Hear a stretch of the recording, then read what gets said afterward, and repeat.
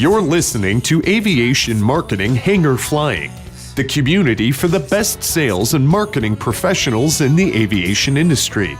You can't learn to fly just from a book. You learn from other pilots who know the tools, the skills, and the territory. Your hosts, John and Paula Williams, are your sales and marketing test pilots. They take the risks for you and share strategies, relevant examples, hacks, and how-tos. Be sure to subscribe on iTunes so you won't miss a thing.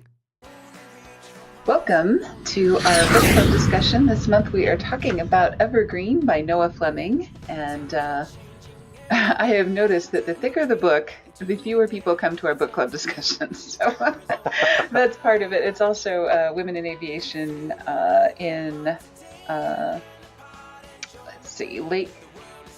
Lake Buena Vista, Florida. So probably a lot of people are there. In fact, I know a lot of people are there. And Hella Expo starts on Monday, so a lot of folks are busy with other things, but that's okay because we'll have fun without them, won't we, John? Absolutely. All right, cool. So once again, this month's book club discussion, I'm Paula Williams. And I am John Williams. And we are ABCI, and ABCI's mission is to help all you ladies and gentlemen out there sell more products or services in the aviation world. Absolutely. So if you or have both. Exactly. So if you have questions about our book club, it's actually part of our insider circle, which we started out of self-defense. Actually, we started it because our clients are the smartest people in the aviation industry, and getting them to talk to each other and getting them to talk about some sales and marketing ideas really brings up a lot of really good stuff that they may not otherwise think of. And we've put together panel discussions and co-marketing agreements and all kinds of fun things with this particular group of people. And the book club is just one of the ways that we give people an excuse to get together. And also, I happen to be a book nerd. I really like sales and marketing and business books, and this gives us a chance gives me an excuse to play with them and make other people read them, right?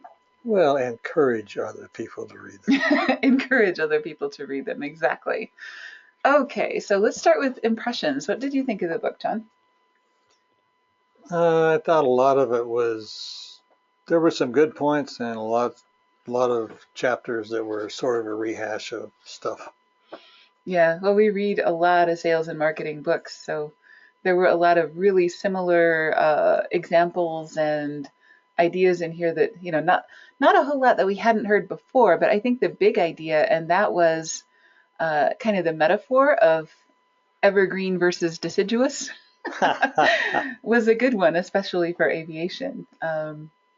Because we do long cycle marketing, we have to think in terms of not just one season. We want customers to stay with us forever because there are so few of them for most of our products or services because they're so specialized, right?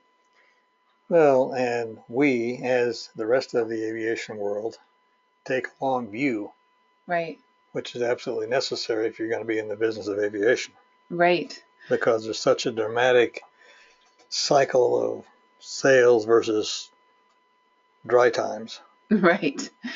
And even people that think that they are only making one sale, like brokers, they often have people come back to them every 3 or 4 years to trade in an airplane for a different type, or to upgrade, or to do something or another, or refer people over time. So even if it seems like a one-time transaction in the aviation world, it really shouldn't be, or you really shouldn't think of anything as a one-time transaction, right? And not only that, there's been a long drought in aviation prices for, you could argue the reasons, but nonetheless, prices of aircraft have been falling for the last several years. And I think I'm hearing from various people that ought to be in the know. Yeah. That we're at the bottom, and prices the next few months should probably start up. Exactly. Which is good news to everybody. Very good news.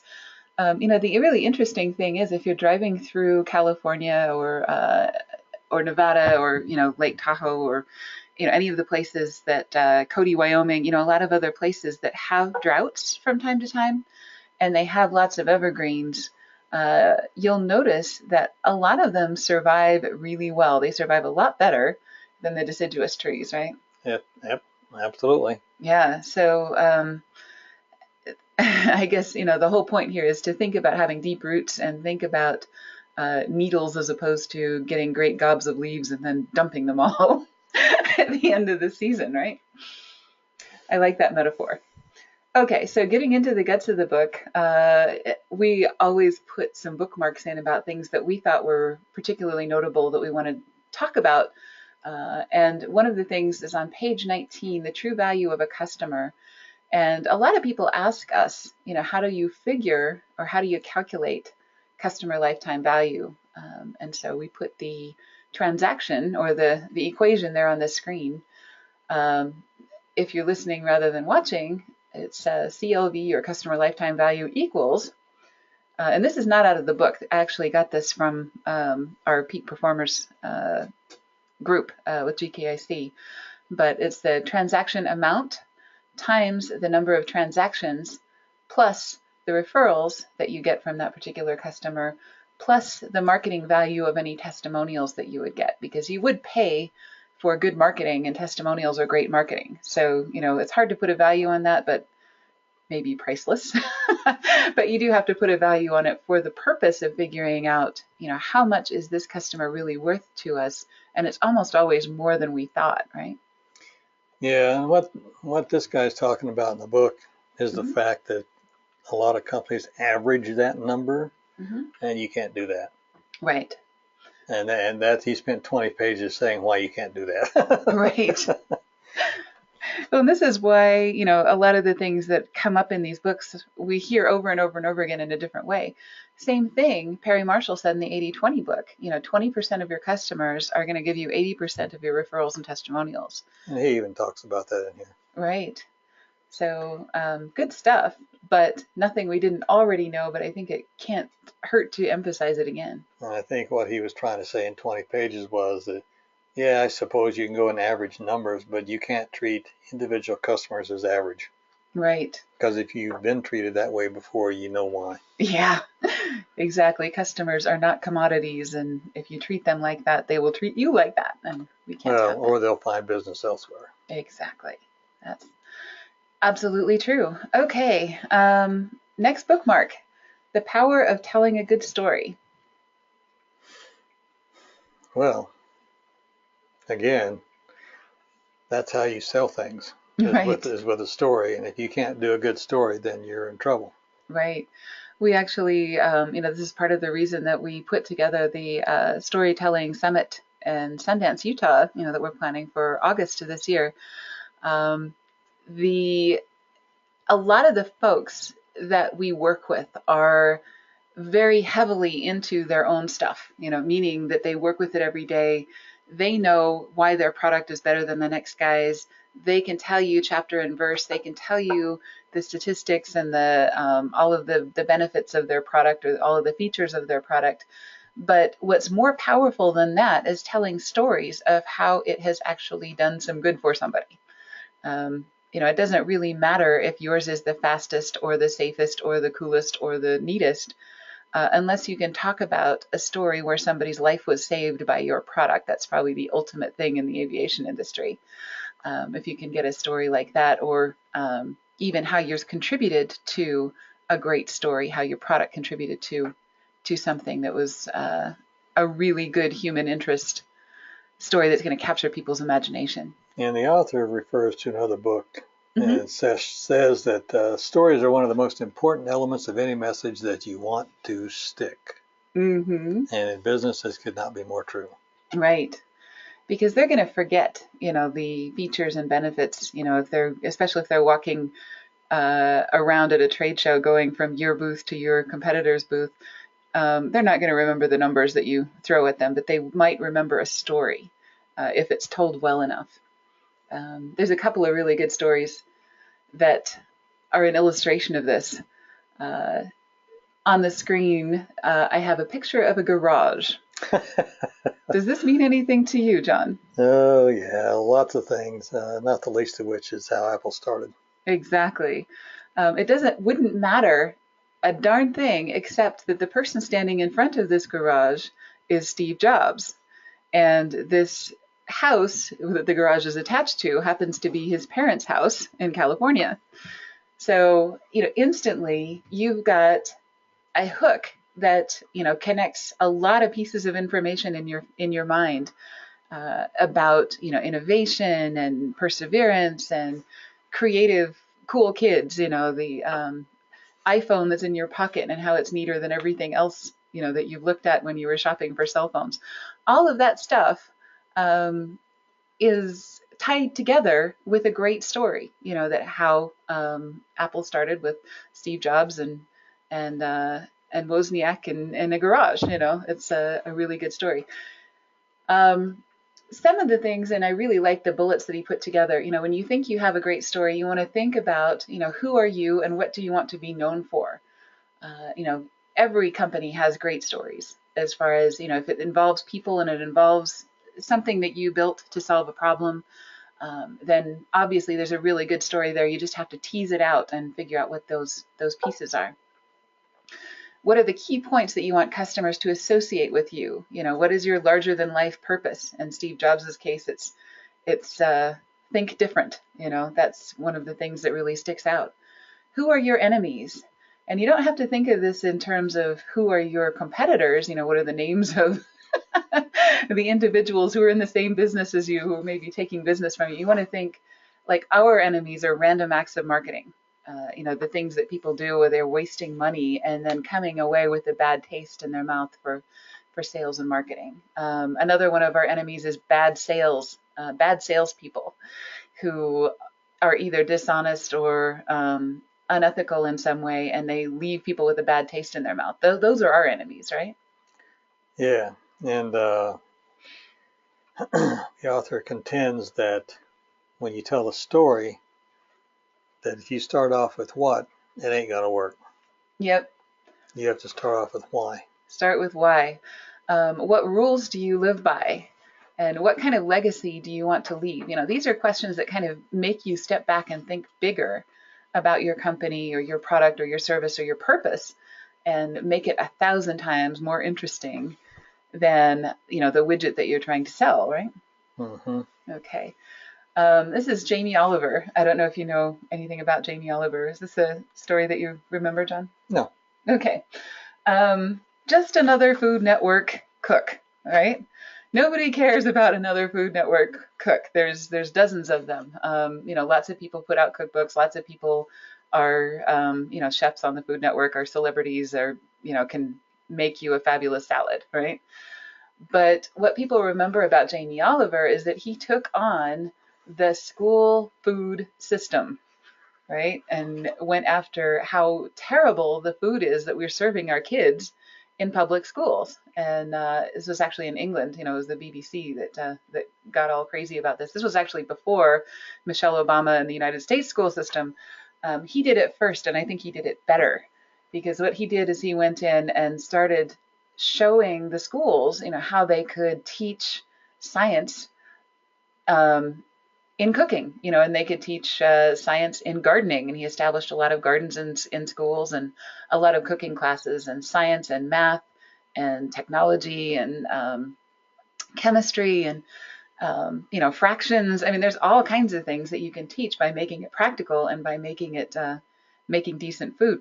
Also, if you feed your kids decent food, that's kind of a good thing, right?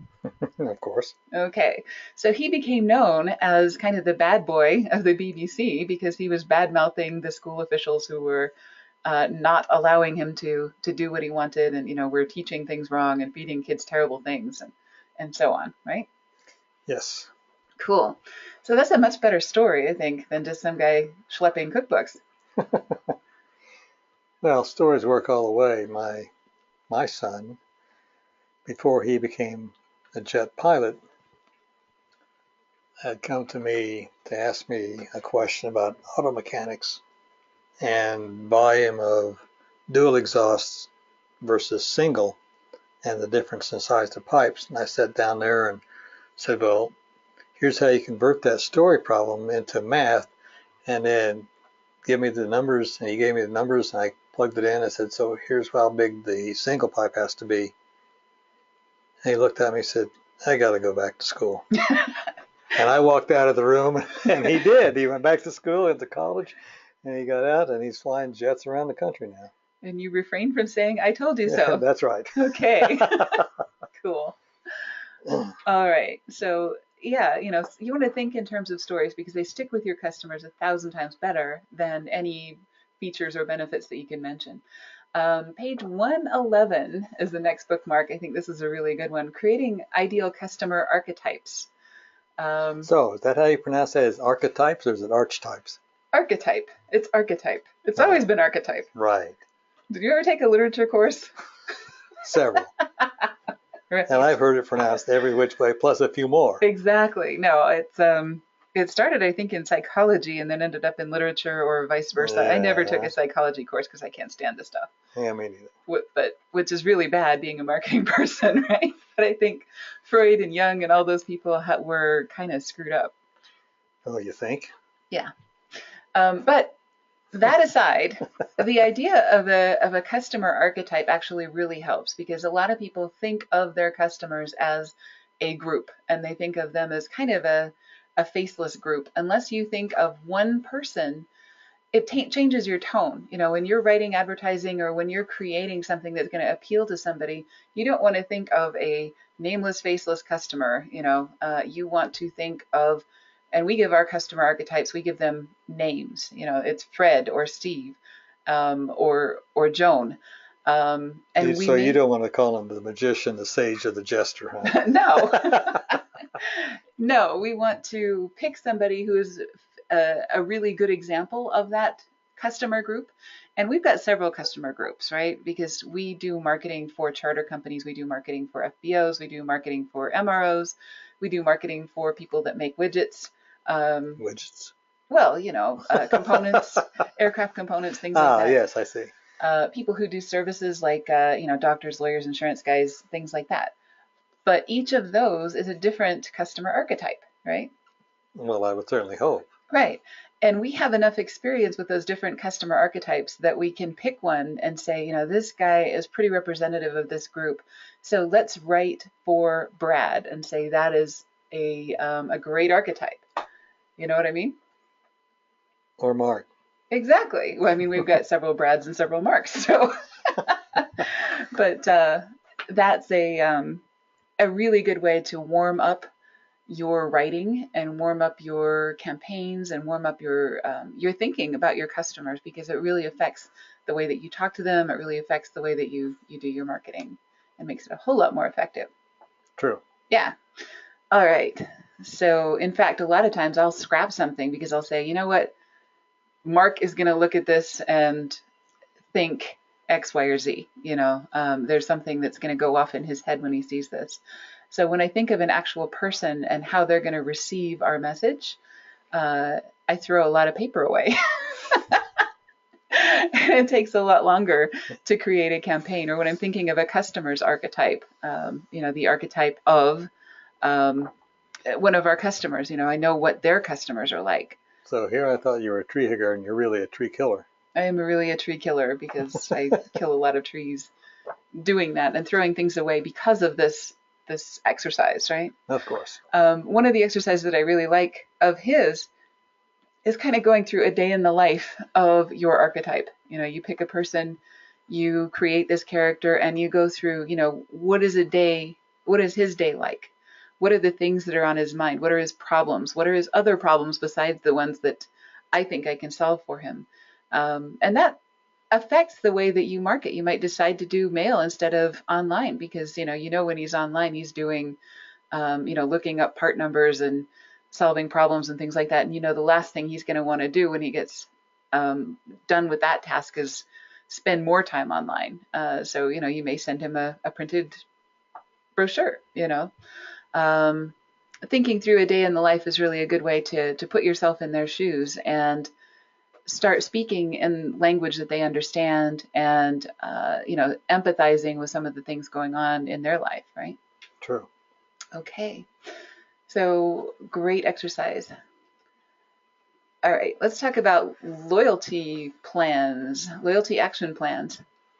And we've got two that we can kind of contrast that Noah Fleming puts in the book. One has a real simple diagram. The other one has a really complicated diagram. True. And of course, and I don't know that the the diagrams didn't hit you very well. no, Okay. too much work. Okay. I mean, it seems to me, well, fairly obvious. Mm-hmm. And it has to be, I mean, you may have an overall loyalty plan program structure, but you have to modify it for each particular customer. As an example, I worked in IT for a number of years, and this particular company put together a structure for which an IT request had to go through to get actually approved and financed. And another gentleman and I were sitting in a meeting, and they were going through this, and I looked at him and I said, I can't stand this anymore. He looked at me and grinned, and I stood up and I said, look, I said, what you're doing here would be great if you're building a space shuttle. Right. Because of all this other stuff, but it's doing nothing for you. You have to have points where you can jump off along the way for individual pieces and parts. Mm-hmm. Like you have a loyalty program where it's great for certain people, but you have to be able to jump off in pieces and parts where you have individual employees and companies that are different. Right. Exactly. And especially in the aviation industry, we're not a hotel loyalty program or a coffee card that gets punched or something like that. Those kinds of things don't work for us. Our customers and most of our clients have customers that are high net worth or ultra high net worth. They don't want to play games. They just want to be recognized for the contribution that they're making to your company. So they may never see your loyalty program on paper or anything else, but they see the effects of it because they know they are treated differently. They know they get, a thank you gift every time they give you a referral. They know that, you know who they are when they call, and you know how much they've spent with your company. And how long you've been with them, and they know about, the trip that you took to Barbados, 5 years ago, if you're a charter company. All of that stuff needs to be collected, and you need to have people who are smart enough to apply some general rules, right? Well, and that doesn't, and realize that there are some companies this will apply to lock, stock, and barrel. I mean, if you have a contract with fuel and you fly in a G5 around the country or the world, yep. And as long as you can land and refuel at Signature, then you don't get ramp fees charged, and you apply all these credits toward whatever along the way, then yeah, that works. Oh, yeah. But not everybody's like that. Exactly. And if you are like that and you can put your program together so that it's simple from the customer's point of view, you don't ever want to show them a diagram like this and make them try to understand it. But you from your side can make it so that your customer always feels special. That's all this is about. Or save some money or see some benefit in doing business with you. By saving them money, you're making them feel special. Yeah. Or sees the benefit in doing business with you as opposed to somebody else. So the thing between these two diagrams, the really simple one versus the complicated one, is that he's got some jumping off points where, customers have increased access to you. Your average customer, and it may not be able to have your cell phone number as an example. The more they spend and the more transactions they have with you, the more referrals they give you and so on, the higher your involvement with them and the larger your commitment should be to their happiness. And that's all this is about. If you want to regiment that, if you want to make a program for that, if you want to make software for that, you can do all kinds of ways to make that happen in the real world, but your customer should never see it. They should just feel it. Right. Right? Okay, cool. So loyalty action plans, that's actually kind of a cool chapter. Probably worth the reading through, right? Yeah. If you have read this, then you have read the thing about the what they call the roach letter. Oh, do tell, because not everybody's read it, I'm sure. Anyway, it's about a guy that got on an airline, international flight from New York to Paris, and somewhere in the flight, attendants start serving dinner. The man's dinner arrives, and he tried to eat a salad, found a big black cockroach in the bottom of it. No! He quickly buzzed the flight attendant, who apologized profusely, offers him the salad, but the traveler is too disgusted to try anything else. What do you think? Yeah, like, I'm done. I'm not touching any food on this airplane ever again. And so the customer's telling everybody about this thing, and then one day a FedEx arrives with an envelope, and he studies it and realizes it's from the office of the president of this airline. And it's a very nice, very authentic letter. It says, yeah, and here's the action we've taken on all of our flights because of this, and all of our providers, and this and that. I know we can't change what happened, but I hope you'll trust by my response that we're listening and taking the issue very seriously, and that you'll fly with our airline again. Yours truly, President ABC Airline. And to his amazement, he said, finally, the company not only listens to the customer, but actually does something about it. Imagine, he was able to single-handedly ground a 747. So they grounded all their airlines or all their airplanes and took action. Wow. Yeah, and I think in a lot of cases, that's all people want is just acknowledgement that, yes, this is terrible, and we are going to fix it. And, they understand stuff happens, but if you can do something about it, that is a wonderful thing. And tell them what you did about it. A lot of people would just duck their heads and never want to talk to that guy again. Well, but it continues. Okay. So he's happy. Then stuck to the back of the letter, he sees what looks like a yellow Post-it note. He flips over the letter and reads the copy-stained note stuck on the back. Marianne, send this jerk the roach letter, Bob. No! This is the moment that our pastor learned the organization didn't really care about him as an experience at all. He simply sent the standard formula that all poor passengers find cockroaches in their food received. Oh, now, man. this is an extreme example, okay, but what matters is moral. We're living in a time when companies continue to set up systems, blah, blah, blah, and they really don't care about customers once they're paid. Yeah. Oh, that was a great story, and then it turned out terrible. Yeah, exactly. Had me convinced. So, are you communicating authentically with your customers, or are you sending roach letters? Are you sending roach letters? Good point. That's a good story. Mm-hmm. Okay, let's talk attrition alerts. This is something that almost never happens in the aviation industry and should. And I know this from being a flight student that was on again, off again for various reasons because of work and geography and everything else. I started at a flight school in Texas and then finished at a flight school in Utah. But in both cases, I could go weeks between lessons and nobody knew or cared or seemed to care whether I was coming back or not. I would expect, I knew my reasons and I knew, what was going on with me and things like that, but I had never given any kind of an explanation to the people at the flight school. Of course, I was responsible for scheduling my own lessons, but two things. One, they should, as part of each lesson, schedule the next one.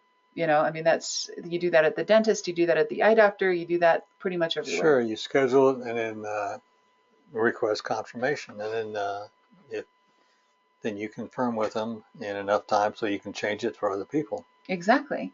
But if it's been 3 weeks since my last lesson, a couple of things happen. One, it's a perishable skill, so you're not doing me any favors if you ignore me if I'm a student. And number two, I'm likely to be shopping around for another flight school. You have no idea whether I'm stuck at work or whether I, was upset. Don't like your instructor. Didn't like the instructor, didn't like something about the airplane. They had no idea. So, you should have some kind of attrition alerts in place where this customer should have come back to us by now, we really need to make a phone call or send a postcard or something, and say, are you okay? And part of that is just genuine human, did we do something to upset you? And part of that is just good salesmanship. True.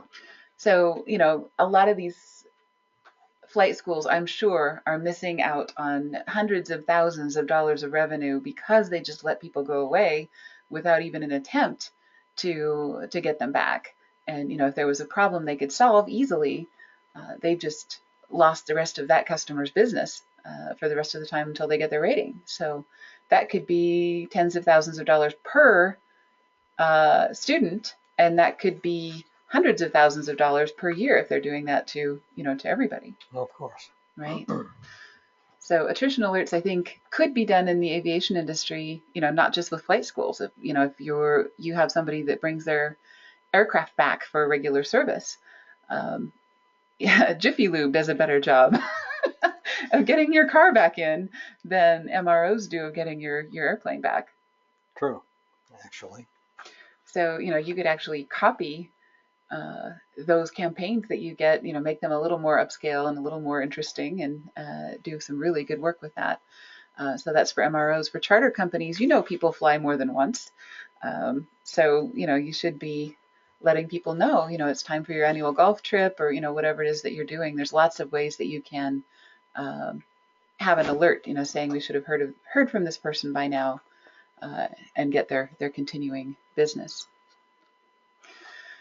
Okay, so insanely successful promotions, page 243. What do you think of this? Well, Groupon aside, yeah, I'm not at all sure. I'm trying to think back of different folks that have had this sort of issue, and I don't think, except those that did the Groupon thing before they realized that was a real big losing proposition without the appropriate qualifications.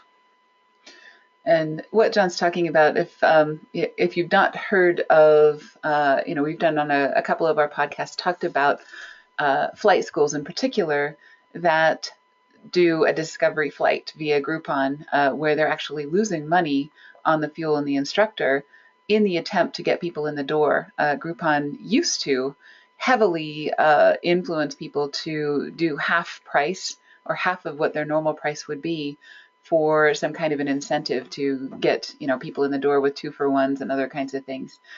The problem with that is that you end up you actually lose money on the promotion, and then if you don't capture people's information to make them a continuing student.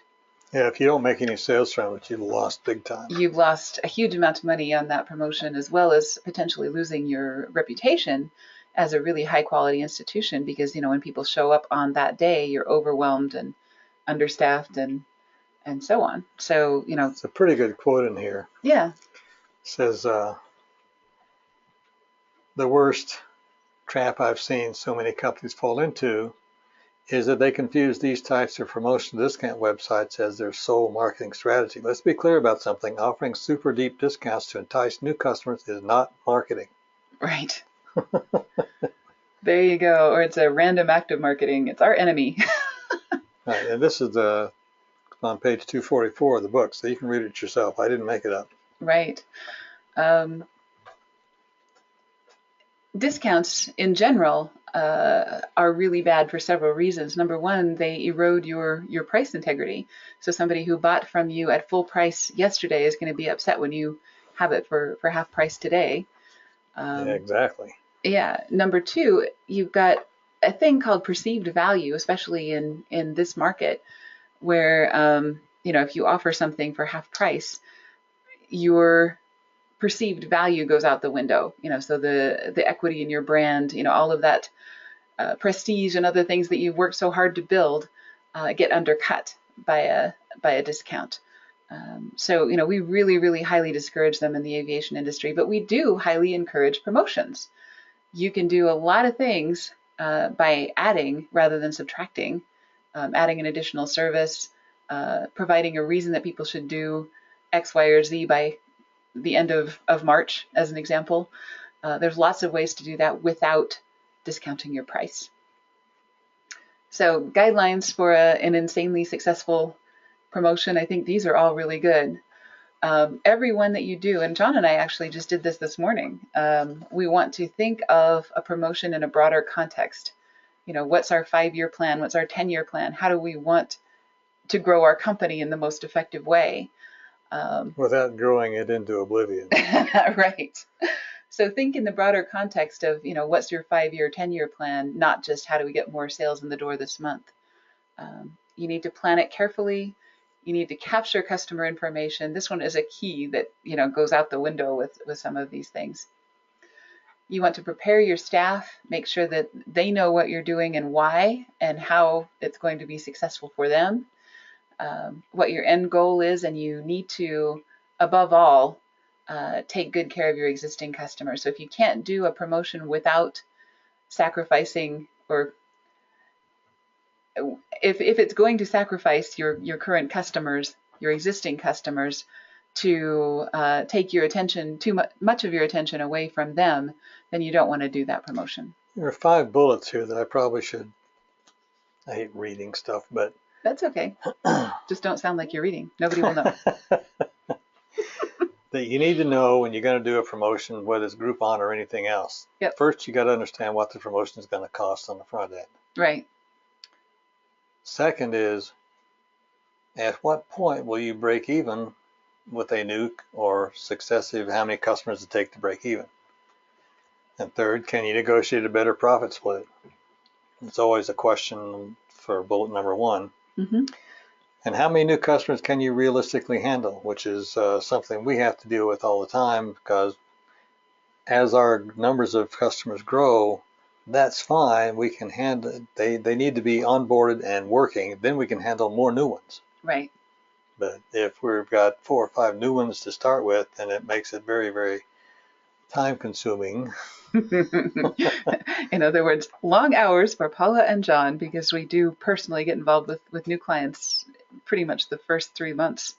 And then how many and what discounts are you willing to offer? And then when will they expire? Mm-hmm. So just things at a very high level that you should consider before executing a promotion of any kind. Absolutely. So altogether, a really good book, definitely worth the read. Great job, Noah Fleming. I actually just had a couple little chats with him on Twitter, but seems like a really decent guy. He's got a really good blog, so highly recommend following that. And I know he's got a couple of other books that have come out since then that may not be quite so relevant to the aviation industry as Evergreen. So, that's why we picked that one. So what do you think? Should we give it a 9 out of 10?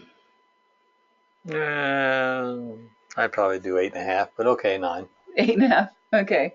Definitely worth the read, but yeah, that's absolutely. Good stuff. Okay. So next month we have a skinny book. So we'll probably have lots of people in our book club discussion, hopefully. And that one is Content That Converts by Laura Hanley. And this one is actually especially about content for business to business or B2B sales and marketing, which is unusual. Most of the content marketing materials that are out there are for retail. So, this is actually a little more relevant to us than most of the stuff you'll run across on the web and in the bookstore. So good stuff. Really looking forward to it. And we will be discussing that book on April 5th, Wednesday at 1 o'clock. So if you're one of our insiders, put that on your calendar. And actually, it should already be there if you have one of our calendars. It is already there if you have one of our calendars. So just make sure you circle that and plan to join us for that. It's going to be a really good discussion. So thanks for joining us and have a great afternoon. Yep. Thanks for joining us for Aviation Marketing Hangar Flying, the best place to learn what really works in sales and marketing in the aviation industry. Remember to subscribe on iTunes and leave a rating. Higher than the sky.